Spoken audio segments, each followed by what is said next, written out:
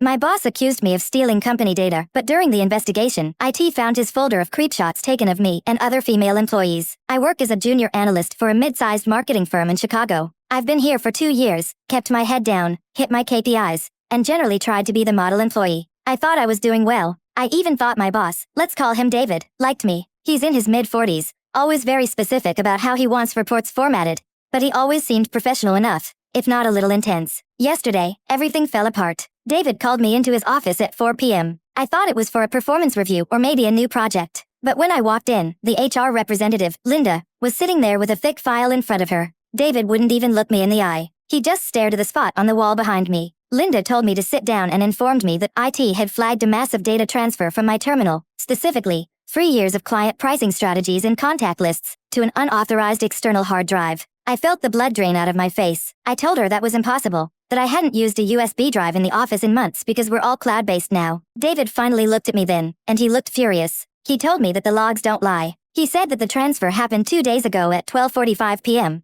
right from my workstation, logged in under my credentials. He said it was a betrayal of the highest order and that he had personally pushed for my hiring, making this a slap in his face. I tried to explain that I was at lunch at 12:45 p.m. I usually eat in the break room, but I leave my computer locked, or at least I think I do. I was panic spiraling. I asked them to check the cameras. Linda said that they were conducting a full investigation, but effective immediately, I was placed on unpaid suspension pending the outcome. She told me to hand over my badge and my laptop. They walked me out of the building like a criminal. I saw my coworkers, people I get coffee with every morning, staring at me as I was escorted past the bullpen. I felt like I was going to throw up. I've been crying for 24 hours straight. I didn't steal anything. I have no idea how this happened, but David seems hellbent on destroying me. He mentioned legal action and corporate espionage charges. How do I prove I didn't do this if the digital footprint says I did? I can't afford to lose this job, and I definitely can't afford a lawsuit. Should I wait for HR to finish their investigation, or do I need to get aggressive right now? Commenter 1. Do not wait. I repeat, do not wait. If they are throwing around terms like corporate espionage, they are building a case to not just fire you, but potentially sue you or press charges. You need an employment lawyer immediately. Do not talk to HR again without representation. HR protects the company, not you. Commenter 2. This sounds fishy. If you were at lunch, checking the security cameras should be the first step, but security footage gets overwritten quickly in some places. Send an email to HR. Blind copy your personal email, formally requesting that all security footage from that day be preserved immediately. Also, ask for the specific IP logs. If someone used your terminal, they had to physically be there. Update 1. 4 days later. I took the advice from the comments, and I am so glad I did, though I never in a million years expected things to turn out this way. I hired a lawyer, a sharp woman named Selena who specializes in wrongful termination and workplace disputes. She told me to stop crying and start documenting. We sent a formal letter demanding the preservation of CCTV footage and a freeze on my workstation's data so an independent forensic audit could be done if necessary. 2 days ago, HR called me. Linda sounded different, less authoritative, more nervous. She asked me to come in for a meeting to review the preliminary findings. Selena insisted on coming with me. When we walked into the conference room, the atmosphere was thick enough to choke on. David was there, looking smug and tapping his pen on the table. Linda looked pale, and there was a new guy, Marcus from IT security. Selena started off aggressively, stating that I was at lunch during the timestamp of the transfer and that we had affidavits from 2 coworkers who saw me in the break room eating a salad. David cut her off. He told us that physical location didn't matter if I had set up an automated script to run the transfer while I was away to avoid suspicion. He actually called me calculated. Marcus is the IT guy, cleared his throat. He looked uncomfortable. He pulled up the projector screen. He showed the logs. Sure enough, there was a massive transfer of files at 12:45 p.m. But then Marcus pointed something out. He said that while the command originated from my user profile, the destination wasn't an external USB drive as David had claimed. The destination was a partitioned sector of the local server that had been disguised as an external drive. I didn't understand the tech jargon, but Selena did. She asked who had access to create that partition. Marcus hesitated. He looked at David. He said that only someone with admin level 4 clearance could create that specific type of hidden directory. I am level 1. David is level 4. David's face turned bright red. He stood up and told Marcus that he was mistaken, that I must have hacked his credentials to frame him. He started shouting that this meeting was a farce and that I should be fired on the spot. Marcus ignored him. He said that to verify the contents of the stolen data, he had to decrypt the folder where the files were dumped. He clicked a file path on the screen. We all watched. I expected to see Excel sheets of client lists. Instead, the screen filled with thumbnails, hundreds of them. For a second, my brain refused to process what I was seeing. It looked like photos, blurry, low-angle photos. Then, one image loaded fully in the preview pane. It was a picture of a woman, taken from under a desk, looking up her skirt. I gasped. I recognized the shoes. They were mine. The room went dead silent. Marcus slammed the laptop lid shut, his hands shaking. He looked like he was going to be sick. He stammered an apology and unplugged the HDMI cable frantically. David wasn't shouting anymore. He was frozen, his mouth slightly open, looking at the blank screen. Linda from HR stood up so fast her chair tipped over. She told David to stay exactly where he was. She told Marcus to take the laptop and leave the room immediately and lock it in the server safe. Then she looked at me and Selena. Her voice was trembling. She told us the meeting was adjourned and that she would be in touch within the hour. She practically pushed us out of the room. We went to the parking lot. Selena looked at me and said, "Okay, the game just changed. We aren't fighting a data theft charge anymore. We are fighting a predator." I went home and I've been sitting in my bathtub for 3 hours, scrubbing my skin until it's raw. I feel so dirty. I feel violated. That was me. That was my skirt. And there were hundreds of files. What happens next? The police haven't called me. HR hasn't called me back despite the 1-hour promise. I'm terrified David is going to delete everything or find a way to blame this on me too. What should I be doing while they are silent? Commenter 1. Oh my god, OT, I am so sorry. This is horrifying. First, breathe. You are the victim here. David cannot delete that data. IT has it secured. And now that HR has seen it, they are legally liable if they destroy evidence. Your lawyer needs to call the police now. This isn't just a workplace issue anymore. This is criminal voyeurism. Commenter 2. The reason HR is silent is that they are currently in full-blown panic mode. Their VP of legal is probably screaming at everyone right now. They know they have a massive lawsuit coming. David framed you for data theft to cover up the fact that he was moving his stash of illegal photos.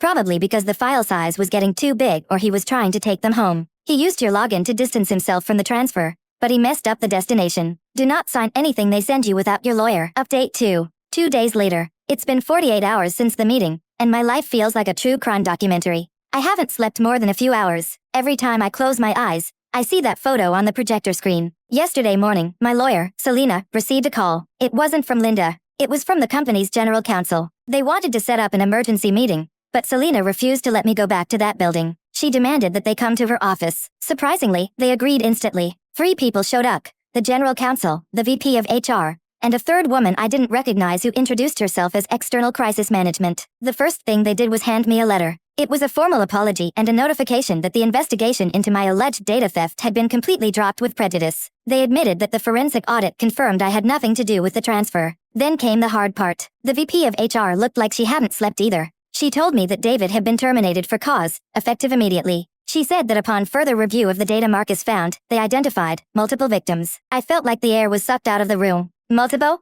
I asked. She nodded. She wouldn't give me a number, but she said the folder contained images dating back 4 years. 4 years. I've only been there for 2. He's been doing this since before I even started. Here is the sickest part, the part that makes me want to scream. The reason this all happened, the reason I was accused of theft, was exactly what one of the commenters guessed. David had been keeping this folder on a hidden partition of his drive, but the company recently announced a server migration where all local drives would be wiped and moved to a new cloud architecture. He panicked. He needed to move his collection, that's what he named the folder, the collection, to an external hard drive to save it before the wipe. But he was paranoid about IT flagging a massive download from his own admin account. So, he waited until I went to lunch. He had likely watched me type my password 100 times. He logged in as me, initiated the transfer of his folder to the network partition he created, thinking he could extract it to a USB later anonymously. And when the system flagged the sheer volume of data being moved, gigabytes of high-res photos and videos, he panicked and blamed me for stealing client data to cover his tracks. He thought if he got me fired quickly,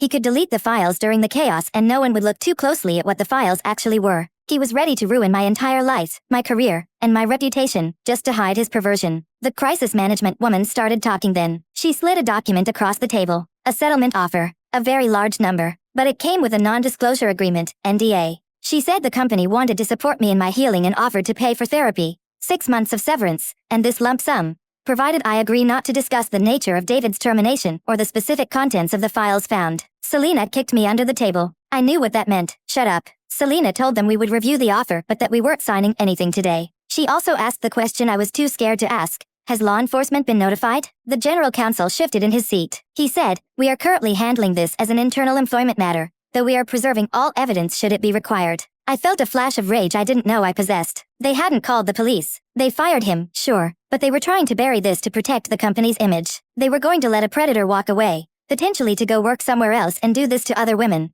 just so their stock price wouldn't dip. When they left, Selena looked at me. The money is good, she said honestly. It's life-changing money for someone your age. But if you sign that NDA, you can never tell anyone what he did. And if they haven't called the police, He might get away with the criminal side of this. I went home and stared at my ceiling. I thought about the other women. I thought about the new intern who started last month. A sweet girl named Kaylin who wears skirts because it's summer. I thought about how David always dropped his pen near her desk. Do I take the money and the NDA, secure my financial future, and try to forget this nightmare ever happened? Or do I reject the settlement, blow this wide open, and file a police report myself, knowing it will drag my name through the mud and involve a long, public legal battle? I feel responsible for the other victims, but I'm also just so tired and scared. Commenter 1. This is agonizing, but listen to me. The company is trying to buy your silence to protect themselves, not you. If they haven't called the police on a guy with gigabytes of non-consensual pornography taken in the workplace, they are complicit. If you take the money, he walks free to do this again. Please, for the sake of the other women, don't sign yet. Tell your lawyer you want to report it to the police. Commenter 2. OP,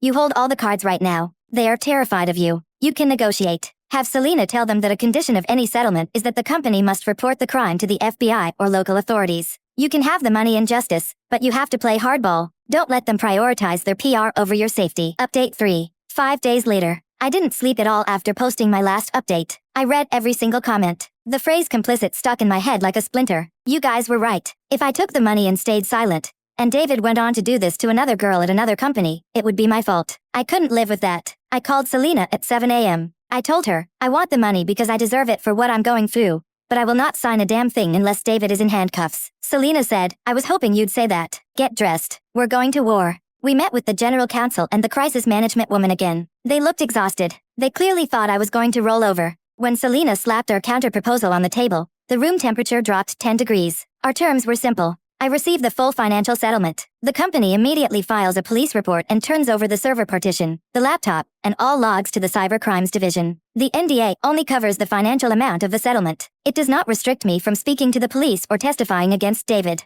The crisis management woman tried to bully me. She said, if we involve the police, this becomes public record. The company's name will be dragged through the mud. We might have to rescind the financial offer if you choose this route. I looked her dead in the eye. I was shaking, but my voice was steady. I said, if you don't call the police by noon today, I am walking out of here and going straight to the Chicago Tribune. I will give them the interview for free. I will tell them you fired a predator and then tried to pay off his victim to protect your stock price. Which headline do you prefer? Company cooperates with police to catch pervert or company protects sex offender to save face? The general counsel turned white. He knew I had them. They caved. By 2 p.m., 2 detectives were in the office. By 3 p.m., they had seized the servers. And this is where it gets worse. You guys, it wasn't just a folder of photos he took with his phone. When the police forensic team did a sweep of David's office, they found a tiny, pinhole camera hiding in a messy stack of binders on the floor, aimed directly up at the guest chair. The chair where female employees sit during performance reviews. Where I sat when he accused me of theft. They found another one taped under the breakdown table in the bullpen. This wasn't just creepshots. This was systematic, high-tech voyeurism. The detectives told me that based on the file dates, he had gigabytes of footage. I gave my statement to the police yesterday. I had to identify myself in some of the images. It was the hardest thing I've ever done. But as I was leaving the station, I saw Linda from HR walking in. She looked like a ghost. Apparently, the police are looking into who else knew. David hasn't been arrested yet, but the detectives said they are building a bulletproof case before they pick him up. I'm staying at my parents' house because I'm too scared to be alone at my apartment. My question to you guys. The detectives asked if I want to reach out to the other potential victims identified in the files. They said they have to notify them regardless, but they asked if I wanted to be the one to break the news to the ones I know, specifically Kaylin, the intern. Is that a bad idea? Should I shoulder that burden, or let the police handle it? Commenter 1. Let the police handle it. You are barely keeping your head above water right now. You are a victim, not a crisis counselor. It is going to be traumatic for Kaylin to hear this, and if it comes from you, she might associate that trauma with you. Let the professionals do their job. You just focus on surviving. Commenter 2. I disagree slightly. Maybe ask the police to do the notification, but tell them to let Kaylin know you are available to talk after she knows. She's going to feel alone and scared, knowing that you, someone she looks up to, are fighting this might help her. But do not be the one to tell her the details. That's too much for you right now. Update 4. 2 weeks later, he's in custody. It happened on Tuesday. I wasn't there, obviously, but a former coworker texted me. Police showed up at David's house at 6 a.m. They took his personal computers, his phone, everything. He's been charged with multiple counts of felony unlawful video recording and voyeurism. Because of the volume of content and the fact that he used company resources to store it, there are also cybercrime charges being tacked on. The news broke yesterday. The company released a statement saying they are shocked and appalled and are cooperating fully. It makes me sick to read it, knowing they tried to buy my silence first, but at least the truth is out. The settlement money hit my account 3 days ago. It's a lot. Enough that I could take a year off if I wanted to. but I feel weirdly guilty about it. It feels like blood money. I took the advice from the comments regarding Kaylin. I let the detectives notify her. About 2 hours after they spoke to her, my phone rang. It was Kaylin. She was hysterical. She couldn't breathe. She kept asking, "Did he see me? Did he see everything?" I stayed on the phone with her for 4 hours. We just cried together. It turns out, there are 7 of us. 7 women in the office that he targeted. We've started a group chat. It sounds grim, but it's been a lifeline. We call ourselves the Partition. Dark humor is the only way we're getting through this. But there is a twist I didn't see coming. During the discovery phase, the police found emails on David's personal drive. It looks like he wasn't just keeping these for himself. There was chatter on a dark web forum where he was trading these images. That escalated everything. The feds are involved now. This isn't just a local pervert anymore. It's a distribution ring. Selena called me this morning. She said David's lawyer reached out. They want to cut a deal. David is terrified of federal prison. He is offering to plead guilty to all state charges and accept a heavy sentence if the federal distribution charges are dropped or minimized. He wants to avoid a trial where the images would be shown to a jury. Selena says it's up to the prosecutor, but the victim's input matters. So, here I am again. Part of me wants him to rot. I want a trial. I want everyone to see what a monster he is. I want him to face the federal charges and go away for 20 years. But another part of me, I don't know if I can handle a trial. I don't know if I can handle my photos being entered into evidence, analyzed, and discussed in a courtroom full of strangers. If we agree to the plea deal, he goes away for maybe 5 to 7 years, but it's over. If we push for the trial, he could get 15 plus, but my life will be a circus for the next 2 years. What should I do? Commenter 1. Take the plea. 5 to 7 years is a long time, and he will be a registered sex offender for life. A trial is brutal. Defense attorneys will try to discredit you. They will analyze the angles of the photos. They will make you relive every second of this. Protect your peace. You've already won. You exposed him. He's ruined. Don't let him ruin the next 2 years of your life too. Commenter 2. Talk to the other women in the partition. This is a group decision. If one of you wants to fight, it gets complicated. But honestly, federal prison is no joke. But neither is the trauma of a trial. If he trades images, those images are out there forever. A trial won't delete them. Focus on healing. Take the plea, take the win, and disappear. Final update. 3 months later. I wanted to come back and write this one last time, mostly to say thank you.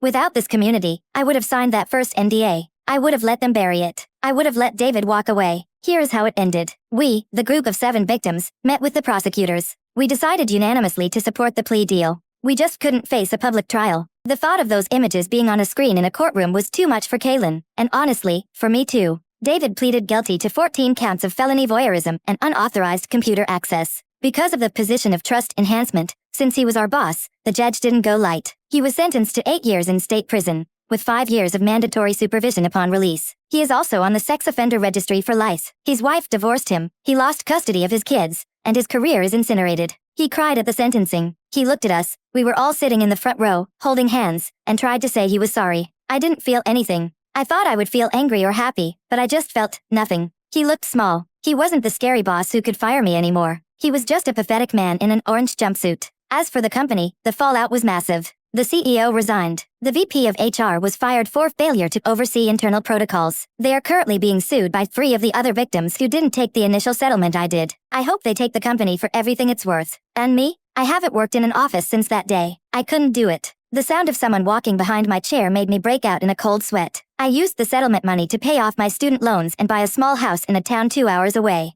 I started therapy, intense trauma therapy. It's working, slowly. I still check for cameras in public restrooms. I still put tape over my laptop webcam. I don't think that paranoia will ever fully go away. But I'm doing something new. I enrolled in a coding boot camp, specifically, cybersecurity. I realized during this whole nightmare that the only person who actually really helped me, was Marcus, the IT guy who refused to cover it up. He told the truth when he saw the images. He saved me. I want to be the person who finds the hidden partition. I want to be the one who catches the data transfer. I want to make sure that people like David can't hide in the digital shadows. It's going to be a long road, but for the first time in 6 months, I'm not looking at the floor. I'm looking ahead. Thank you for telling me to fight. We got him.